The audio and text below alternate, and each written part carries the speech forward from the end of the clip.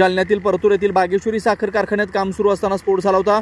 या स्फोटात 2 कामगारांचा मृत्यू झाला तर 2 जण गंभीर जखमी झालेत।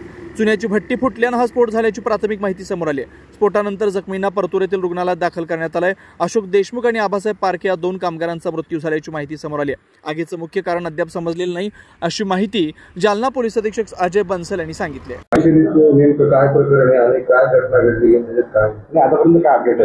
काल संध्याकाळी परतूर येथे एक साखर कारखाना आहे बागेश्वरी नावाचा, त्याच्यामध्ये विस्फोटची घटना घडली होती, ज्यामध्ये 2 कामगार मृत्यू झालेली आहे। तसेच अजून एक कामगार जखमी आहे, हॉस्पिटलला भरती आहे, पण सुदैवाने तो आउट ऑफ डेंजर आहे।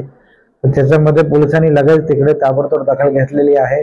ॲडिशनल SP मी पण तिकडे भेट दिलेली आहे आणि ADR दाखल करून आम्ही त्याचा तपास सुरू केला आहे। PM झालेला आहे आणि आता इंडस्ट्रीज इन्स्पेक्टरनी पण तिकडे त्याची रिपोर्ट इन्स्पेक्शन केली आहे आणि त्याची रिपोर्ट घेऊन त्या आधारे जो त्याच्यामध्ये ज्याची हलगर्जी आहे किंवा दोष आहे त्याच्यावर योग्य तो गुन्हा दाखल करण्याची कारवाई आता सुरू आहे। नेमकं कारण काय आहे?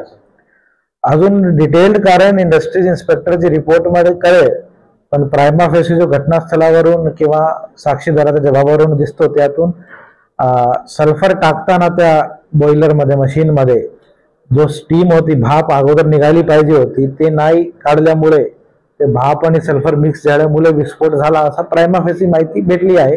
पण एक्झॅक्ट कारण काय ते इंडस्ट्रियल इन्स्पेक्टरच्या रिपोर्ट नंतर कळेल।